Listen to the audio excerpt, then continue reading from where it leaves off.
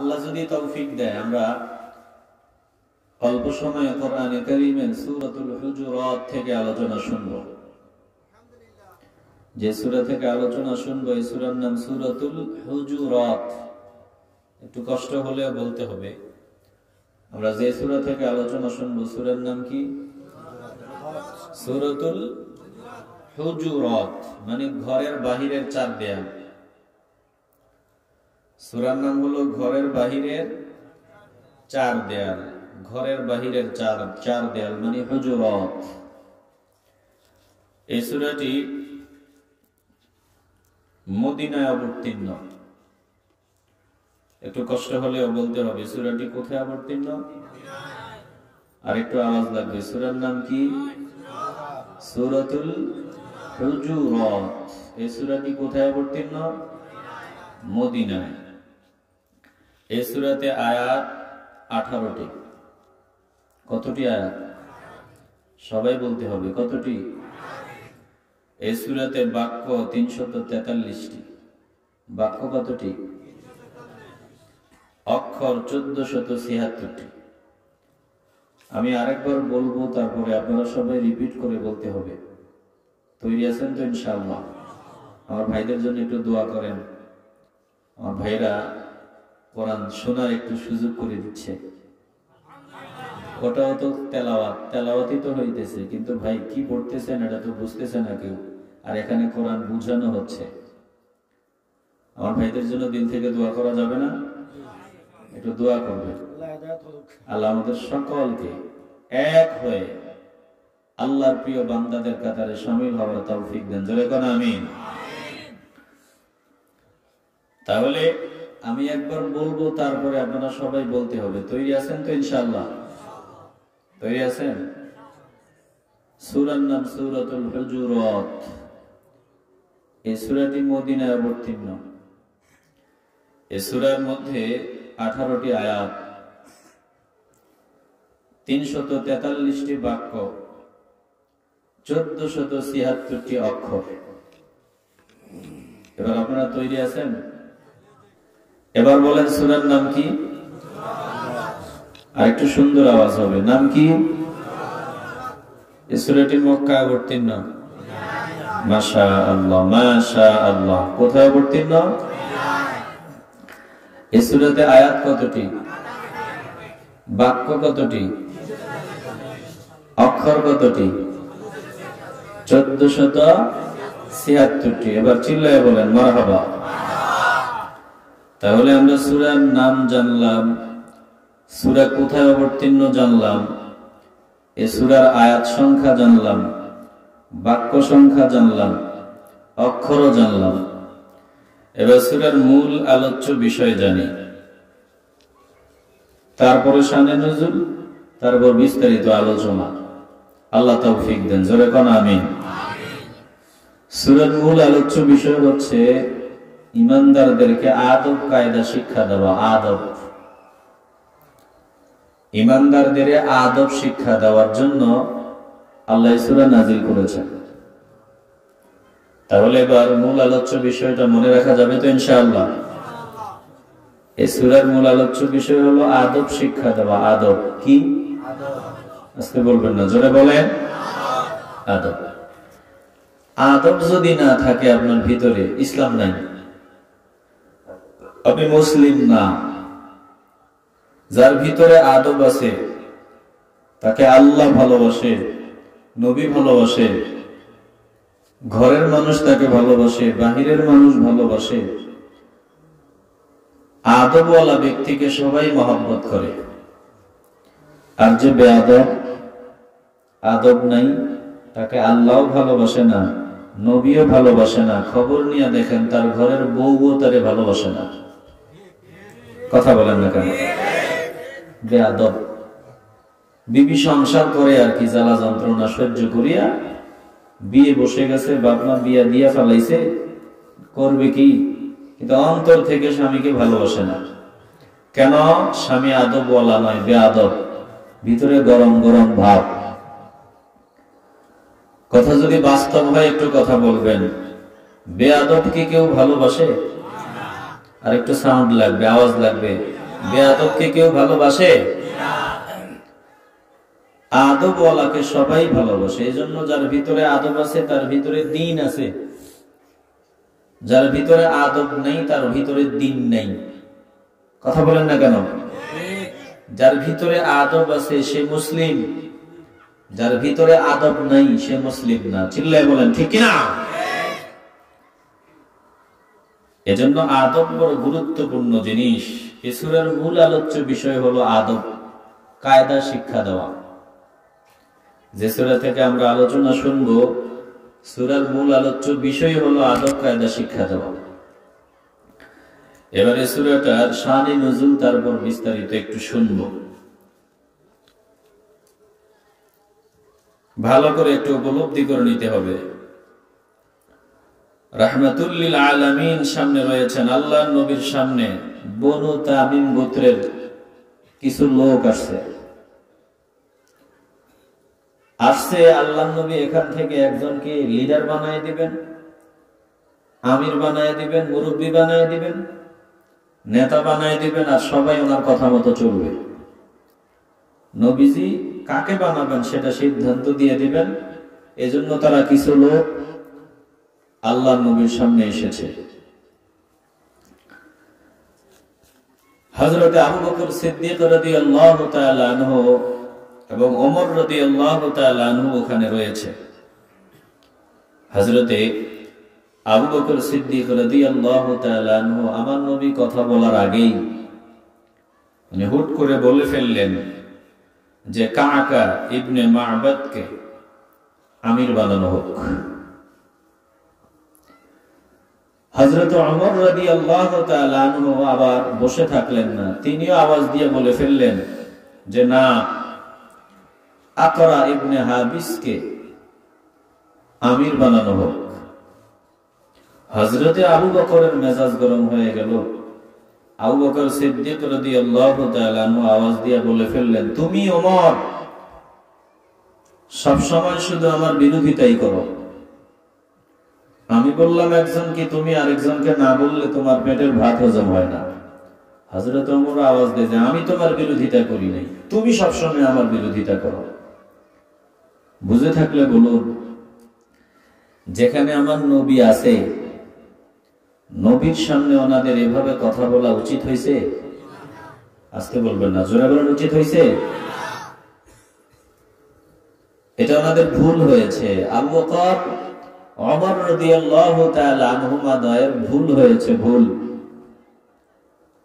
কিন্তু ভালো করে বুঝবেন, ওনারা ভুল করার পরে ভুলের উপরে অটল থাকতেন না। যেই মাত্র আল্লাহ রাসূল বলে দিতেন, আল্লাহ তাআলা বলে দিতেন তোমাদের এটা ভুল হয়েছে, সাথে সাথে ওনারা ওটা থেকে তওবা করে নিতেন, আর জিন্দেগিতে এমন ভুল করতেন না। সুবহানাল্লাহ। এটা হলো সাহাবায়ে কেরামদের অভ্যাস। ওনাদের ভুল হতো, অনেক সময় ভুল ত্রুটি হয়ে যেত, যেই মাত্র আল্লাহর নির্দেশ সামনে আসতো, আমার নূর নবীর নির্দেশ সামনে আসতো, তখন ভুল থেকে পরিশুদ্ধ হয়ে এমন তওবা করতেন, জিন্দেগিতে আর ওনারা এই ভুল করতেন না। তওবা যখন করে ফেলা হয় তখন কি তাকে আর গুনাহগার বলা যায়? আস্তে বলবেন না, জোরে বলেন। খাঁটি তওবা হয়ে যাওয়ার পর আর কি গুনাহগার বলার সুযোগ আছে? তাহলে সাহাবায়ে কেরাম গুনাহমুক্ত। সাহাবায়ে কেরাম ওনাদের কোনো গুনাহ নাই। গুনাহ হয়েছিল, কিন্তু গুনাহের পর এমন তাওবা ওনারা করেছেন, জিন্দেগিতে আর এমন গুনাহ করেন নাই, ভুল করেন নাই। আর তাওবা করার পর কি হয়? আমার মালিক বলেন, কেউ যদি ঈমান আনার পর তাওবা করে, আমি আল্লাহ তাদের 40 বছরের গুনাহ শুধু ক্ষমা করি না, ক্ষমাও করি, আর 40 বছরের গুনাহগুলোকে আমি আল্লাহ নেক দিয়া পাল্টাই দেই। কথা কার? ইল্লা মান তাবা ওয়া আমানা ওয়া আমিলা আমালান সালিহান ফাউলাইকা ইউবাদদিলুল্লাহু সাইয়্যাতিহিম হাসানাত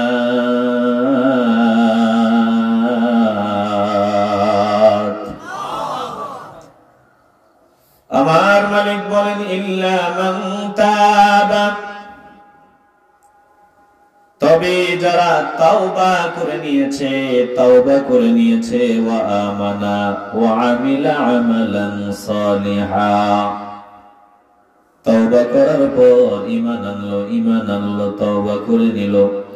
আমার মালিক বলেন তারপরে নেক আমল করলো। অতীতে যে ভুলগুলো তারা করেছিল এই ভুলগুলো থেকে বেঁচে থাকলো, আর এগুলো পুনরায় করলো না। আল্লাহ বলেন আমি আল্লাহ এমন ভাবে তাদের তাওবা কবুল করে নেই। ফাউলাইকা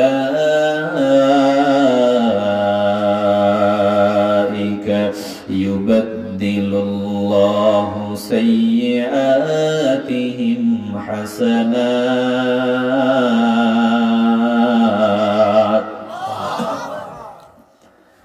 আমি মালিক তাদের 40, 50, 60 বছরের যত গুনাহ সবগুলো গুনাহকে আমি আল্লাহ নেকি দিয়া পাল্টায় দেই। গুনাহ ক্ষমা করি, সীমাবদ্ধ থাকি না।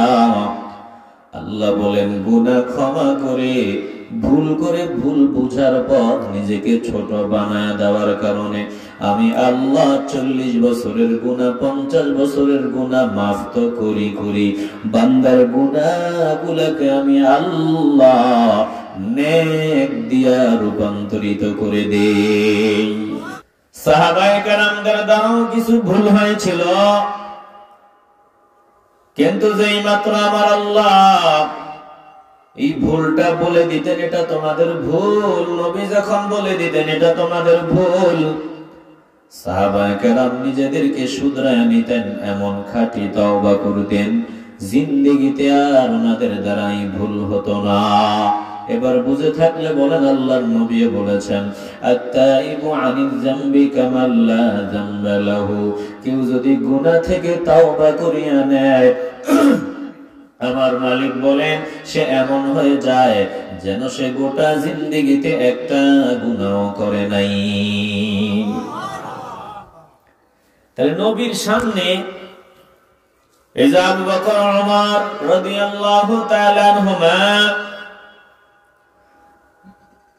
ভালো করে উপলব্ধি করে নেন বনু তামিম গোত্রের যে কাকে নেতা বানানো হবে, কাকে লিডার বানানো হবে, ওনারা যে সামনে আসলো সিদ্ধান্তের জন্য। আমার নবী আছেন, নবী কথা বলার আগে বাড়াইয়া হযরতে ওমর কথা বলে ফেললেন। হযরতে আবু বকর সিদ্দিক রাদিয়াল্লাহু তাআলা আনহু কথা বলে ফেললেন। হযরতে আবু বকর প্রস্তাব দিলেন যে কাকা ইবনে মাবাদকে আমির বানানো হোক। হযরত ওমর প্রস্তাব দিলেন আকরা ইবনে হাবিসকে আমির বানানো হোক। ওনাদের দুইজনের ব্যাপারে সিদ্ধান্ত দেয়, একটা জবানও বন্ধ রাখবেন না, বুঝে থাকলে ভালোবাসার আওয়াজে বলবেন। যেখানে আমার নবী আছে নবীর সামনে দাঁড়াইয়া হযরত ওমর আবু বকর রাদিয়াল্লাহু তাআলা আনহুমা দুইজন আগে বাড়াইয়া কথা বলা আদব নাকি বেয়াদবি? আস্তে বলবেন না, জোরে বলেন, একটু আওয়াজ দিয়ে বলতে হবে এটা কি? অবশ্যই এটা বেয়াদবি হয়েছে। ভালো করে উপলব্ধি করে নেন। আমার মালিক জিবরাইলকে ডাক নিয়ে বলে জিবরাইল যাও যাও যাও, যেখানে আমার দোস্ত আছে আমার দোস্তের সামনে ওনারা দুইজন আওয়াজ উঁচু করা আরম্ভ করে দিছে, তর্ক করা আরম্ভ করে দিছে, কথা বলা শুরু করে দিয়েছে। মুরব্বী যেখানে থাকে অন্যরা ওখানে কথা বলা, মুরব্বীদেরকে ডিঙ্গায় কথা বলা বেয়াদবি। ভালো করে উপলব্ধি করে নেন, একজন মুরব্বী যেখানে থাকবে ওই মুরব্বীর অনুমতি ছাড়া কথা বলা বেয়াদবি, কথা বলা যাবে না। দুঃখের সাথে বলতে হয় আজ আমাদের দেশে সব মুরব্বী কেউ কাউরে মানতে চায় না, চিল্লা এখন ঠিক কিনা? আমার নবী রয়েছে ওখানে, ওনারা দুইজন কথা বলা বেয়াদবি। আমার মালিক জিবরাইলকে পাঠাইয়া আমাদেরকে আদব শিক্ষা দেয়, দেখো তোমরা ঈমানদার, তোমাদের আদব শিক্ষা দেওয়া হচ্ছে, একটু হৃদয়ঙ্গম করে নেবেন। জিবরাইল আলাইহিস সালাম এসে শোনায় দেয় বিসমিল্লাহির রহমানির রহিম। ইয়া আইয়ুহাল্লাযীনা আমানু লা তুকদ্দিমু বাইনা ইয়াদাইল্লাহি ওয়া রাসূলিহি ওয়াত্তাকুল্লাহ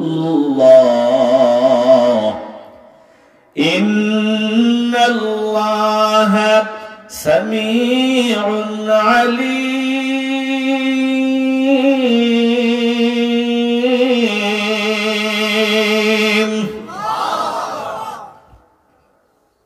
একটু আগের পিছের কথা দিল দিয়া খেয়াল রাখবেন। আল্লাহ তাআলা ডাক দিয়া বললেন, হে ঈমানদারের দল। হযরত আবু বকর ওমর রাদিয়াল্লাহু তাআলা আনহুমা দুইজন তো আছেই।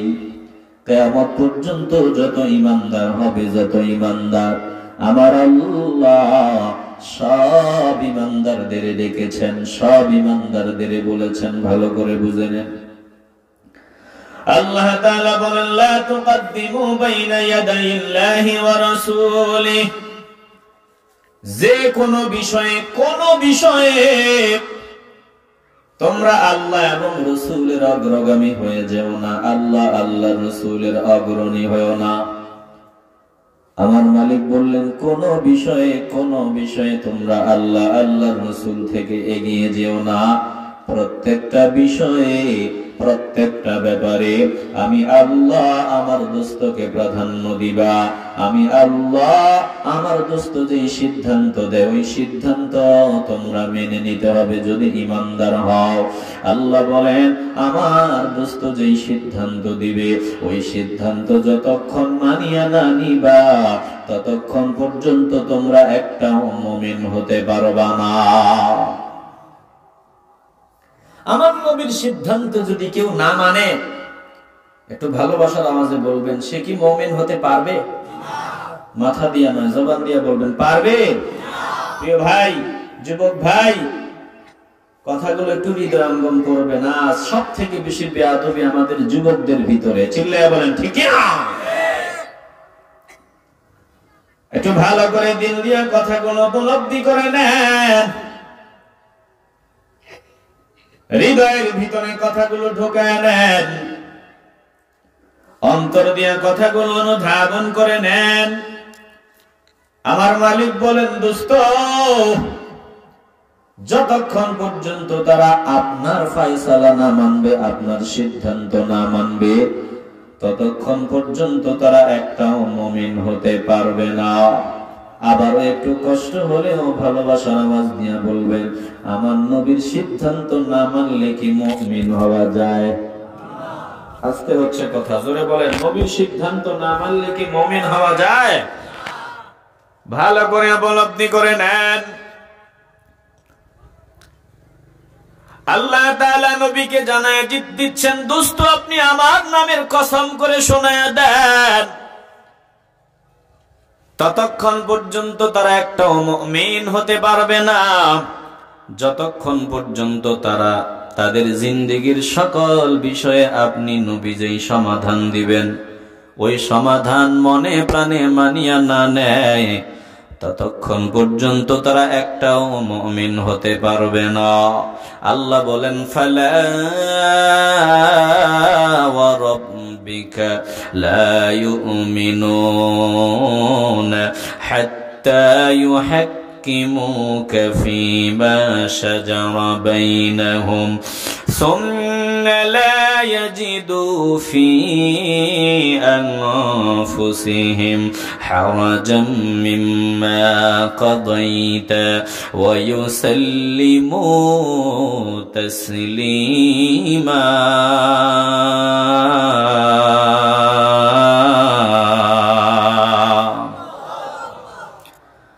আমার মালিক আল্লাহ নবীকে বলতেছেন, দোস্ত, আপনি আপনার রবের নামে কসম করিয়া শোনায়া দেন, ততক্ষণ পর্যন্ত তারা মুমিন হতে পারবে না, যতক্ষণ পর্যন্ত তাদের মাঝে সংঘটিত সমস্যায় আপনি যেই সমাধান দিবেন, আপনার দেয়া সমাধান মনে প্রাণে মানিয়া না নিবে, ততক্ষণ পর্যন্ত তারা একটাও মুমিন হতে পারবে না।